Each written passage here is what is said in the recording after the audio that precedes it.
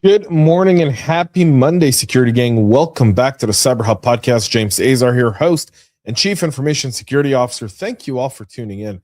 Boy, oh boy, what a Monday. I'll just say this.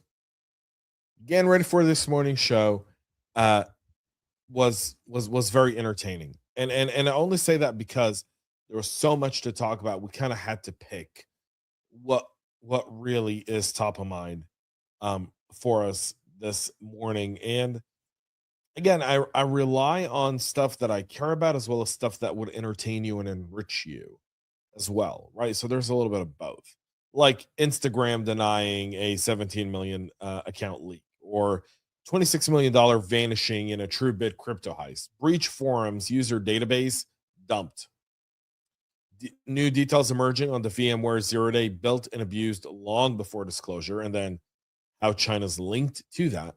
North Koreans QR phish, critical trend micro patch, a French-Russia prisoner swap tied to ransomware, Europol versus Black Axe, and a key leadership move at NSA, all on today's show. So I hope you got rested this weekend, you enjoyed your time, and you're ready to rock and roll into, really kind of our second week of the year. Exciting times ahead. 2026 is shaping up to be a very interesting year. I've got my double espresso this morning. Look at that foam. Coffee cup cheers, y'all.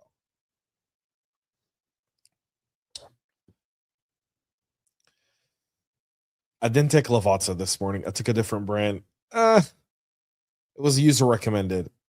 And like, if something's great, I'll praise it. If it's not, I'm probably not going to diss it openly, because I don't want to ruin their coffee sales, but it's just not my style. And with food and coffee, each has their own palate and their own taste. So with that being said, let's move to Instagram denying a breach amid claims of a 17 million account leak. The threat actor is pushing a trove they say contains 17 million Instagram accounts. Meta, for their end, says Meta's the owner of Instagram, says there's no evidence of a platform breach. These combo lists, and we've seen this, by the way, for the last week and a half. This has been like a thing, right? Someone will go on an online place and they'll post and say, we have this information, we breached this organization, and then the organization comes out and says, when? We don't see anything. And if you're going to dump that accounts, we would have probably seen it. So what is it? There's something to be said here about how this operates in the realm of threat actors. In fact, a comment from a subscriber on YouTube has now have us putting together a episode on who, if everyone's data has been breached multiple times over, and you're selling data that's moot, who's buying it? Which sparked a very interesting question in my mind. That's why I love our gang members here at CyberHub Podcast. So I, over the weekend, was texting friends, all in threat intel, and we'll be interviewing them real soon and kind of giving you an entire episode of who's really buying this data and what are they using it for. But this combo list often come from credential stuffing and all third-party leaks. Many people reuse passwords, so they're counting on some of that data to be accurate, and attackers try those against your SSO, ad platforms, and brand accounts. So if you see one of your users on this list of 17 million, reset their passwords, block reused or breached passwords, and put phishing-resistant MFA on your corporate Meta and Instagram accounts, as well as your ad managers. Also, you should rate limit your login endpoints and alert on any new device login and token granted for any brand pages. That'll help you deal with if any of that information is true, which could be. At a 17 million, 1 million could be true, or 100,000 or 10,000. And you don't want to dismiss that. The Truebit crypto heist leads to $26 million being stolen from the platform. Attackers drained $26 million from the Truebit ecosystems. Details are still emerging, but it appears to be a smart contract logic flaw with a key compromise or even governance abuse could be potential suspects here. If your org or execs hold assets, this is another reminder that DeFi risk equals code risk. You want to use hardware wallets as just a general rule of thumb in these cases if you can avoid them altogether.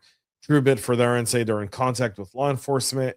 The company said they tracked 8,535 Ethereum coins taken from Truebit, amounting to $26.44 million. The Delaware-based company says it provides infrastructure for tokens, handling costly computation on behalf of other digital asset. Chain Analysis tracked 3.4 billion worth of stolen crypto in 2025, with 2 billion being stolen by attackers tied to North Korea and 1.4 billion to others. So crypto crime is a profession, and it's $1 billion business for many. So keep your eye on that. Remember where you're putting your cash and data there. All right. BreachForums database was leaked. 324,000 user accounts were exposed. The user database for the notorious hacking forum is circulating. That includes emails, hashed passwords, and even private messages. Even criminals reuse passwords, apparently. So you've got that. Expect a bunch of stuff coming from this, including the archive contains 3 files named shinyhunters.rs, the story of James, databoost.sql, and BreachForums, PGP, key, txt, ASC, sorry. A representative from Shiny Hunters claims to believe computers that are not affiliated with the site that distributed this archive, because whoever did is probably on the wrong end of the cybercrime world here. So we have that there, and obviously this brings about drama, right? So this brings about a ton of drama, which is always very fascinating in the decentralized cybercrime world. So we'll keep watching that story as it develops. An exploit for a VMware zero day was likely built a year before it was even disclosed. The post-mortems suggest attackers had been working on exploit chains against VMware components long before patches were even public. This dovetails with reports of a China-linked operator abusing VMware in the wild. Virtualization is crown jewel compute. If your vCenter or ESXi admin planes were internet exposed or even unpatched, you can assume they were targeted. Patch to supported builds, no public management. Put vCenter and ESXi behind your VPN and IP allow list, and you should be rotating vCenter service creds and certificates.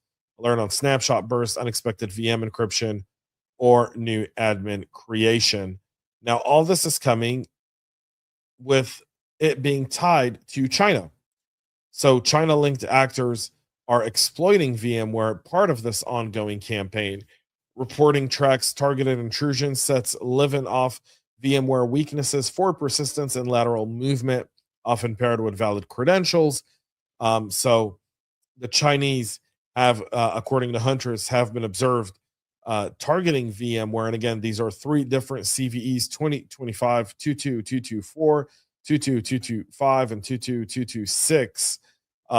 So all of these 3 CVEs chained together apparently is something the Chinese have been working on for over a year, that is now been discovered and patched up. So you want to make sure you apply these patches ASAP to your environment. You also want to block some of this like noise coming from the Chinese. The patching when it's China is significantly requires you to be much more vigilant, and at a higher end, you've got a threat hunt to see that they haven't established persistence elsewhere in your environment. So you'll patch VMware and you'll assume they're out, but they could have just as easily known that now that everyone is patching, they've already built another place to go and live off the land. So you want to make sure you're double checking everything over the last year if you've got the logs to identify anything suspicious there. The Chinese have patience. They play the long game, and we have to be able to go and threat hunt for it as well. We'll go to the Chinese's best friends, the North Korean, or as we call them, their little adopted stepchild. North Korean spear phishing is now using malicious QR codes as part of what they do. QR codes in emails or messages steer victims to credential harvesters or even malware. They're bypassing URL filters and exploiting mobile habits. So it's really important to talk about that QR codes are actually links, and you should require reauthentication with phishing resistant MFA. That's one thing, but once they put in their username and password in these harvesters, if you're issuing a token and they can get on that mobile browser, let's say like it's a Chrome or a Safari, they've got the token, right? So one thing to look at is any device that's logging in that's not AD joined should raise a red flag. Just as an example, you should restrict device camera QR actions on managed phones, and that's, you know, it's nice to say it. And when we kind of put it on today's mitigation report, I was like, well, that interferes with business, and that kind of goes against the first rule for any security practitioner. Don't slow down the business. Train the users, and then build resiliency in terms of if someone scans it and it's going to a page asking for credentials, that you take care of it that way through your MDM policies or your web browser policies. And you should flag logins via QR prompts. That also is a good thing to do there. Trend Micro, for their end, are patching a Apex Central critical remote code execution vulnerability. This specific patch is coming after decentralized security management with remote code execution risk is an attacker's dream. You want to patch this immediately and remove management consoles from public reach. Rotate admin and API tokens if you can. Monitor for new admin creations or any unexpected policy exports. This is CVE 2025 69258, 69259, and 69260. All of these have high severity exploitation risk. So you want to make sure you get these patched up ASAP. All right. So this is very, very interesting because the French love to talk a big game against the Russians, and the Russians, for their end, think of France what almost everyone in the world thinks of France. I don't need to tell you what it is. You know, let me channel my inner Candace Owens. All right. So France frees Russian basketball player in a ransomware linked swap. The geopolitical meeting cybercrime prisoner exchange tied to ransomware investigations is underlining states' willingness to negotiate to unwind some complex cases. Here's this big one here. So apparently, Daniil Kazakhtin, 26, was seen in a video shared by Russian state news media outlet TASS, emerging from a plane that was then used to send French researchers Laurent Vintier back to France. Vintier was sentenced to 3 years in prison after Russian officials accused him of violating foreign agent laws. Kazakhstan was detained in June at Paris's Charles de Gaulle airport after arriving into the country with his fiancée. He was held in France in French extradition custody after a U.S. prosecutor issued a warrant for his arrest based on accusation that he served as a negotiator for an unnamed ransomware gang that attacked about 900 organizations between 2020 and 2022. He was charged with conspiracy to commit computer fraud, while the ransomware gang was never named. The Justice Department previously said the now defunct Conti ransomware group attacked more than 900 victims, so he could have been the guy there. He Kazakhstan, for his end, previously studied and played basketball at Penn State University in 2018 and 2019 before spending 4 years playing professionally with Moscow's MBAI. His lawyer telling French news outlets that Kazakhstan was not involved in ransomware attacks and claimed the accusations related to a secondhand computer he purchased, which is why, anyways, the French dealt him back, sent him back to Russia. Russia, for their end, took a French dude and sent him back to France, and all is good there. A Europol-backed operation is arresting 34 tied to the Black Axe cybercrime group, the transnational fraud infrastructure with money mules, romance scams, and business email compromise takes another hit. Pull any IOCs and mule account details when published. You should be tightening some beneficiary changes. I mean, look, the group includes 10 Nigerians believed to be key members of the organizations. The investigation, they arrested 28 in Seville, 3 in Madrid, 2 in Malaga, and 1 in Barcelona.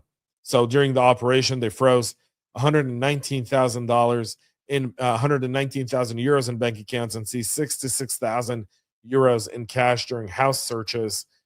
And again, Black Axe, formerly known as the Neo-Black Movement of Africa, operates in a highly structured hierarchical organizations with origin in Nigeria and a presence in a dozen countries worldwide. So these guys are getting arrested and dealing with the long arm of the law. And finally, in our last story of the day, Tim Kosiba named NSA deputy director, coming in after his announcement comes in on Friday. This is a good win for the NSA. Tim is a 30-year cybersecurity veteran, really in federal service. He's returning to the agency in the most senior civilian role. I've never met Tim. I've heard a lot of great things about Tim. So, this is, a good move by the NSA to bring someone in who was in the federal, but as a civilian, as the deputy director, kind of spruce up the agency just a little bit. So a good news there for the team at NSA, who obviously, I mean, if you watched some of the stories coming out of the Venezuela attack, you go like, wow, just how much was the NSA involved? And my guess is they were a pillar of the capturing of Nicolas Maduro, beyond the 20 brave Delta Force guys who went in there and played Call of Duty, apparently, with the Venezuelan folks. So the Venezuelan presidential guard for a now defunct dictator Maduro. So there's that. All right, that's it for our show. America celebrates 250 years. I mean, unbelievable. Our country, this experiment's been around for 250 years, and what a journey it's been for our nation, and it's probably going to be awesome as well. Our show wraps up today, but not without, kind of taking everything in from an unbelievable weekend and looking forward to a very, very interesting week and year here at the CyberHub Podcast. You can subscribe, follow, share, like, and comment.